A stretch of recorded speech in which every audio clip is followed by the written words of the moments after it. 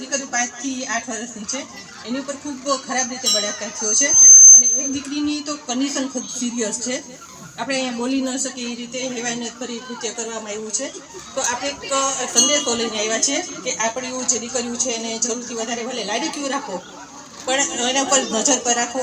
અત્યારે દીકરીઓ છે ને દેખાદેખીમાં બગડે છે. આપણા સંસ્કાર સારા હોય છે, પણ જ્યાં ભણવા જાય છે એની બહેનપણીઓ સખીઓ કોણ છે એની ઉપર આપણે ધ્યાન દેવું જોઈએ કે ક્યાં શું પ્રવૃત્તિ કરે છે. આપણે મોબાઈલ આપતા હોય છે, પણ મોબાઈલનો ઉપયોગ આપણે આ છોકરાઓ અત્યારે ક્યાં કરે છે ને આપણે ખબર નથી. એટલે આપણે દીકરીઓને મોબાઈલ આપીએ તો એને ધ્યાન આપવું એમાં પણ જરૂરી છે.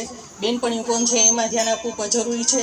અને ખાસ તો આપણે જે અત્યારે જે બળાત્કારની 3 ઘટનાઓ બની છે એ દારૂના દૂષણથી બની છે કે જે હૈવાનિયત આચરનાર જે શખ્સ છે એને દારૂ પીધેલો હતો અને દારૂના કારણે વિકૃતિ કરેલી છે. નકર આપણે એક ફૂલ જેવું બાળક છે, એ બાળક ઉપર આપણે આવો વિચાર પણ ન કરી શકીએ, છતાં એક નશાની હાલતમાં થાય છે.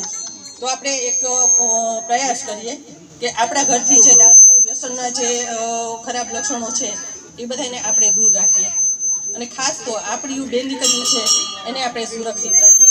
આવા હેવાનોથી બચાવીએ આપણી દીકરીઓને.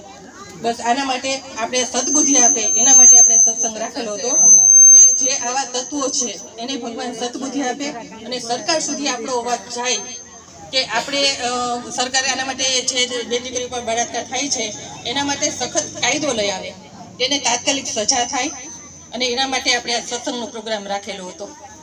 સીતારામ, જય શ્રી કૃષ્ણ.